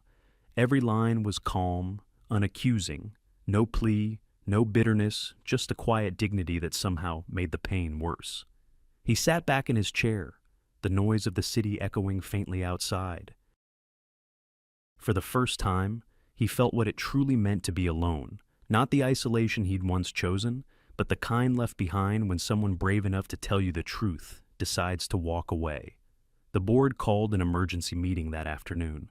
Cameras were waiting in the lobby, journalists pressed against the glass doors like vultures scenting blood. Inside, the executives were divided. "We need to issue a denial immediately," one said, "or a settlement," said another. The stock's already dropping. Victoria, sitting with her arms crossed, looked composed. "Our focus should be damage control," she said. "We can't let personal issues overshadow leadership." Alexander lifted his gaze slowly. "Personal issues," he repeated. "That's what you call it." She smiled faintly. "Perception is reality." "Alexander, you taught me that." He stood then, the chair sliding back with a sharp sound. "No," he said quietly. "That's what I used to believe. Reality is what happens when you stop hiding behind perception." He took a deep breath. "And the reality is, a good person has been driven out of this company by lies and by the very culture I created." The room went still. Victoria's composure cracked, just a hairline fracture. "You're saying this was my doing? I'm saying you're what this place used to be," he said softly, "and I won't let it go back." He turned toward the window, the skyline stretching beyond the glass. "We built this company on fear, and fear breeds cowards. I won't be one anymore." When he left the room, the air felt different. Some watched him go in silence, others exchanged wary glances, but just a few looked inspired. That night, Alexander didn't go home. He stayed in the office long after everyone had gone, Claire's letter still on his desk. He read it again and again until the words blurred. Then he folded it carefully and placed it inside his jacket pocket, close to his chest. Outside, reporters waited for a statement, cameras ready. But he didn't come down, not yet. He stood by the window, looking out over the same city that had made him powerful, and now demanded he prove he deserved it. The question lingered like smoke in the air. Protect his name, or protect the truth. He already knew his answer. He just needed the courage to say it out loud. And as the night deepened, the lights of the city reflected in his glass office countless, unblinking, watching. The flash of cameras began before Alexander even stepped onto the stage. A wall of lights, voices, and anticipation, all aimed at him. The conference hall felt smaller than usual, the air heavy with the tension of a spectacle about to unfold. Rows of journalists lined the room, microphones jutting forward like weapons disguised as questions. He adjusted his tie once, not out of vanity, but habit. His hands trembled slightly, a rare betrayal he couldn't control. Evelyn stood near the curtain, eyes steady, a silent anchor in the chaos. "They're ready for you, sir," she said softly. He nodded, but before stepping into the light, he reached into his jacket pocket and touched the folded letter, Claire's letter. The paper was worn now, edges softened by rereading. Her handwriting had faded slightly, but her words had not. "Don't stop now." He inhaled slowly. Then he walked out. The sound hit him like a wave, the clicking of shutters, the low hum of murmured speculation. He took his place behind the podium, the Hawthorne Dynamics logo glowing faintly behind him. For a moment, he just stood there, looking out at the sea of faces, some curious, some hungry, some waiting for his fall. He leaned toward the microphone. "Good afternoon," he began. His voice was calm, but it carried something heavier than confidence, conviction. "I called this press conference today to address the rumors circulating about me, about my company, and about a woman named Claire Bennett." The noise in the room quieted instantly. Alexander paused, scanning the crowd. "You've all seen the headlines, the photos. You've heard the words affair, scandal, inappropriate relationship. And maybe you came here expecting me to deny it all, to protect my name." He exhaled softly. "But I didn't come here to protect my name. I came here to protect the truth." A few reporters leaned forward, pens poised. He continued, voice steady. "Claire Bennett was not my mistake. She was my reminder." A ripple of confusion moved through the audience. he went on. She reminded me that leadership isn't about control.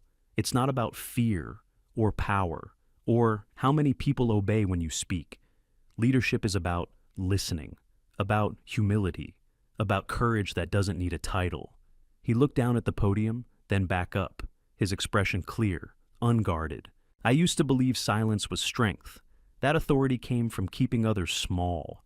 Claire showed me I was wrong. She looked me in the eye one day and said, "You confuse control with leadership." And I've never heard truer words. The cameras flashed again, capturing the stillness between each sentence. His voice dropped lower, slower. I built a culture of fear. I let people suffer under it. And when someone finally told me the truth, I almost let the system I created destroy her. He took a step away from the microphone. No script, no PR-approved language, just a man, speaking to the noise he'd once commanded. I won't let lies define her, or me. So, for the record, there was no affair. There was respect. There was honesty. And there was change.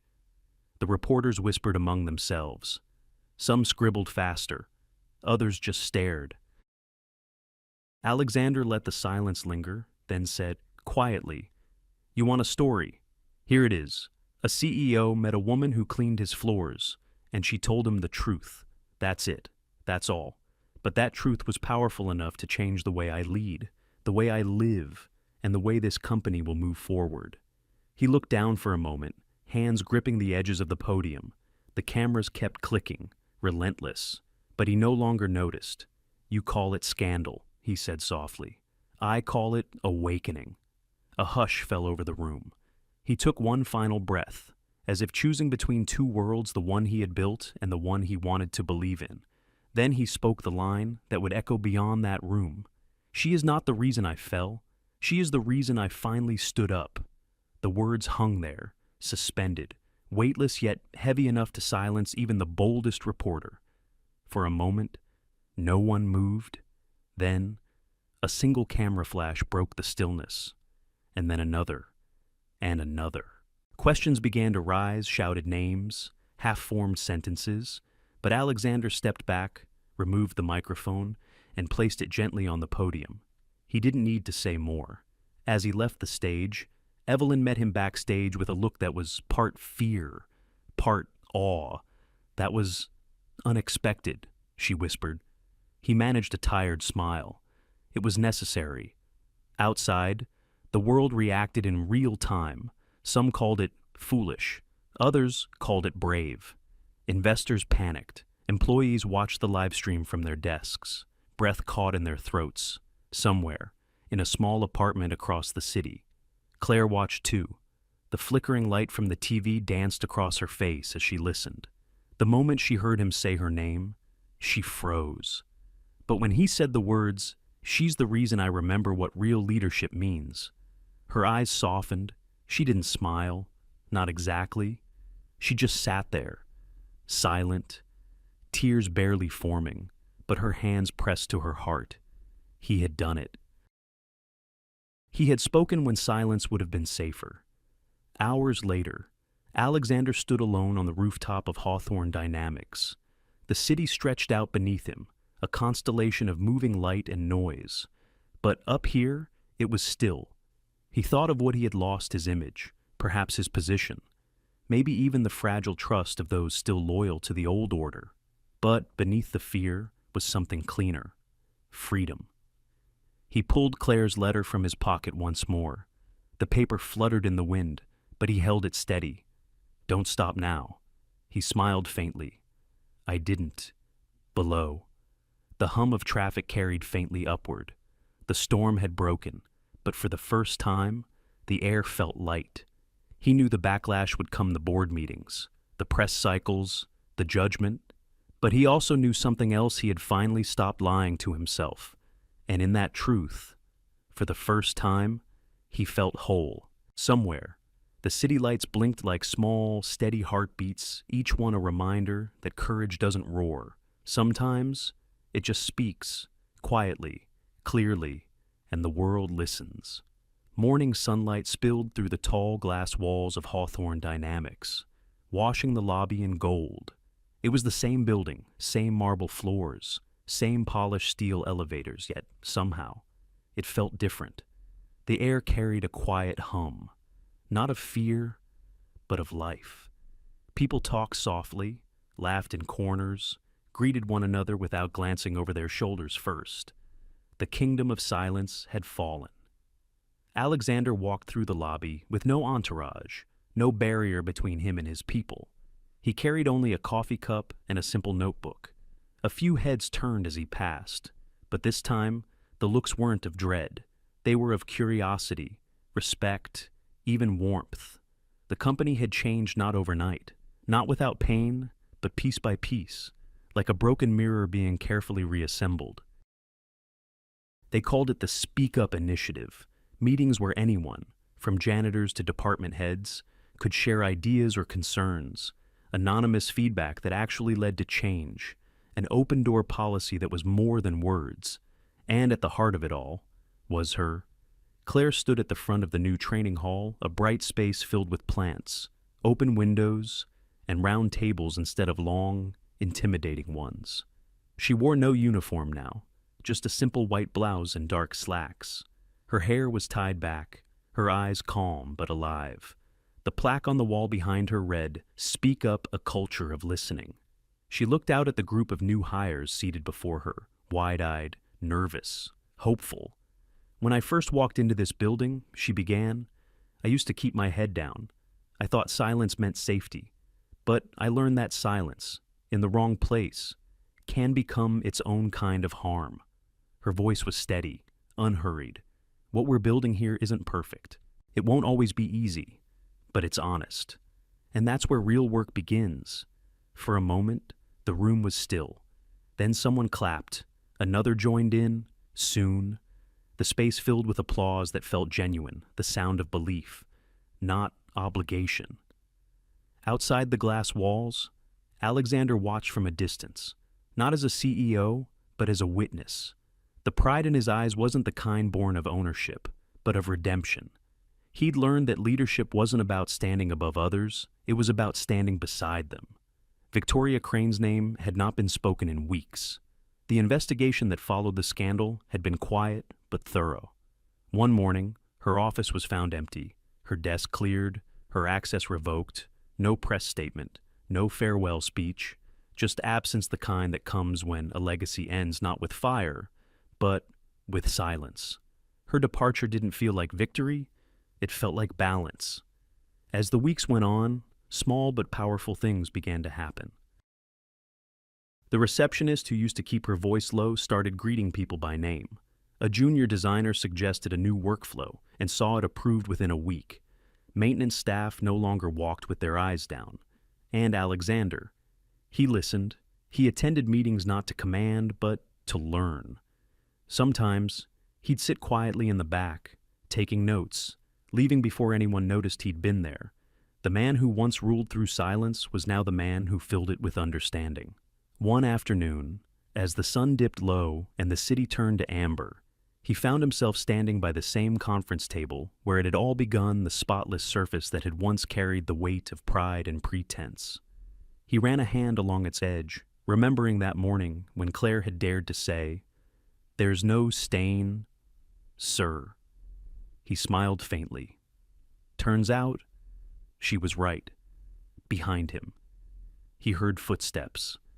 Claire stepped in, carrying a folder and a mug of tea. "You're not supposed to be working this late," she said, her tone light. "Old habits," he replied. She set the mug down near him. "Then maybe it's time to trade them for better ones." He looked at her, the corners of his mouth softening. "You've managed to change this entire company. Claire." She shook her head. "No, people change themselves. I just reminded them they could." There was a quiet between them, not tense, not awkward, just full. Alexander turned toward the window, watching the skyline flicker. "You ever think," he said slowly, "how strange it is that a single act of honesty can shift an empire?"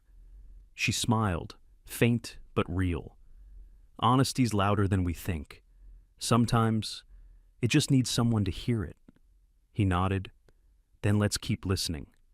For a while, they stood side by side, watching the city pulse below. The building hummed faintly around them, the sound of people working, laughing, creating, a company alive again. The following week, a new plaque appeared in the main lobby, simple brushed steel, mounted on the marble wall. It read, "To every voice once silenced this place listens now. No signature, no fanfare. But everyone knew who had written the words." Months later, journalists would revisit the story. Some would call it a corporate miracle, others a redemption arc. But to those inside the building, it wasn't a headline, it was a heartbeat. And for Claire, every morning began the same way. She'd walk through the front doors, nod at the receptionist, and breathe in the air that used to taste of fear, now warm with possibility. She'd glance at the plaque, touch its cool surface, and whisper quietly, "We did it," from somewhere up on the higher floors. Alexander often saw her crossing the lobby, and though they didn't always speak, he'd smile not as a man who had saved her, but as one who had finally learned from her. The company had changed, the people had changed, he had changed, and for the first time in years, the light that poured through the windows wasn't just morning light. It was forgiveness. It was renewal. It was everything silence had once stolen, now returned. And yet, in that peace, somewhere deep inside, he knew the story wasn't over. There was more beyond these walls, more voices waiting to be heard. And Claire, she was already listening. The first snow of winter drifted gently past the tall glass windows of Hawthorne Dynamics. It was quiet inside, not the heavy, fearful quiet that once ruled the place, but the kind that comes when everything is at peace. Alexander stood by his office window, watching the flakes swirl in the pale morning light. The city below moved slowly, softened by white. Somewhere out there, he knew. Claire was walking through that same snow, not toward this building anymore, but toward something new. She had left 2 months ago, not abruptly, not out of anger. Just quietly the way she'd arrived, but lighter somehow. Her last day had been simple, no speeches, no ceremony, only a hug from Evelyn, a handshake from the board, and a long, wordless look from Alexander across the lobby. He had said, "You built something here that will last," and she had smiled, that small, steady smile of hers. Then, "Let's make sure it keeps growing." Then she was gone. Now. Her name came up in conversations like a soft echo. Claire's idea, Claire's program, Claire's words. She had become part of the foundation, not by title, but by truth. A few weeks later, news spread of her new project, Voices Rising, a grassroots initiative helping low-income workers and service employees find their voice, their courage, their dignity. She'd built it with donations from employees, former colleagues, even strangers who had watched her story unfold online. Alexander followed her work quietly. Every so often, an article or a short video would appear a photo of her standing before a group of bus drivers or speaking with janitors in a high school gym, her sleeves rolled up, her face lit by conviction. He never reached out.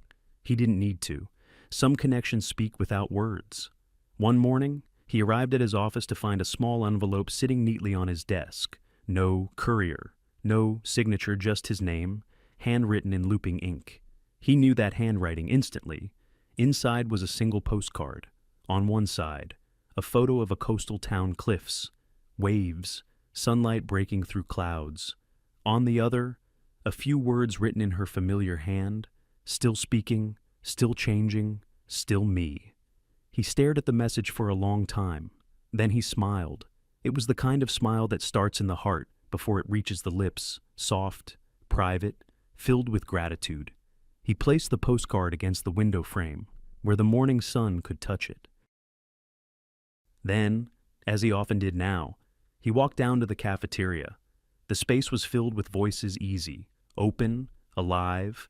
Employees chatted over breakfast, sharing ideas freely, no hushed tones, no careful glances toward authority. Just people being themselves. When the young intern at the counter noticed him and stood up nervously, Alexander simply waved. "Good morning," he said. The intern blinked, surprised. "Morning, sir."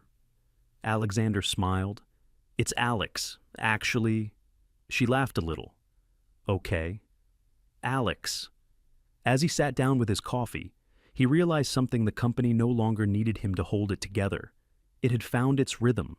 It was breathing on its own. He sipped slowly, watching the light shift across the room. Every voice here mattered now. Every person had space to speak, to disagree, to dream. For years, he had built walls of control, thinking they would protect the company. But it wasn't the walls that had made it strong. It was the people who finally dared to speak inside them. He thought again of the postcard. Still speaking, still changing, still me. That was her legacy. Not rebellion, not defiance, but continuity. The courage to keep truth alive, even when no one's watching. Later that afternoon, as he returned to his office, he paused by the lobby plaque. "To every voice once silenced this place listens now." He traced a fingertip over the letters, feeling their weight. Then he whispered, "And it always will." The snow outside had stopped. The city glowed faintly in the dimming light, rooftops glistening like quiet promises. For a long moment, he stood still, listening to the soft hum of life below: conversations, laughter, footsteps, all blending into one living rhythm. It was the sound of a world learning how to breathe again. He turned off the lights in his office, leaving only the soft gray of evening. The postcard by the window caught the last bit of sun, glowing faintly. Alexander lingered there not as a man defined by his past mistakes, but as someone shaped by them, someone who had learned that truth, once spoken, never really disappears. It moves forward, carried in new voices, new hearts, and as he stepped out into the hall, the echo of those voices followed him, not loud, not demanding, just steady, like waves against the shore, somewhere beyond the skyline. Claire was probably doing the same thing, standing before another crowd, reminding them that silence can be broken, that change begins with a single word spoken out loud. He smiled to himself. Then, quietly, he whispered, still speaking. Outside, the city lights flickered on, one by one, small, glowing signs of life, connection, hope. And in that fading evening light, he realized the simplest, truest thing of all: when someone dares to tell the truth, its echo never fades. It just keeps finding new voices to live in. Sometimes, the most powerful change begins with a single honest voice. When the room fell silent reminds us that truth, even when spoken softly, can shake the walls built by fear and pride. It teaches that leadership is not measured by control, but by the courage to listen, and that dignity doesn't come from position, but from integrity. For those of us who have lived long enough to see how power can harden people, this story is a gentle reminder: humility is strength, not weakness. When we dare to speak from the heart or listen without judgment, we restore something deeply human in one another. Life will always give us rooms filled with silence, where truth feels dangerous and kindness feels small. But it's in those rooms that our voices matter most. Whether we lead a company, a family, or simply ourselves, the act of listening and telling the truth with respect, with compassion, can change everything. Because real change doesn't happen in noise. It begins in the quiet courage to speak and to hear. Thank you, dear listener, for spending your time with Shining Stories. If this story touched your heart, even just a little, please take a moment to like, share, and subscribe to our channel. Your support helps these quiet and human stories reach more people who may need a gentle reminder about kindness, courage, and hope. We share new stories every week, stories that speak softly but stay with you long after they end. So, stay with us, and let's keep shining together.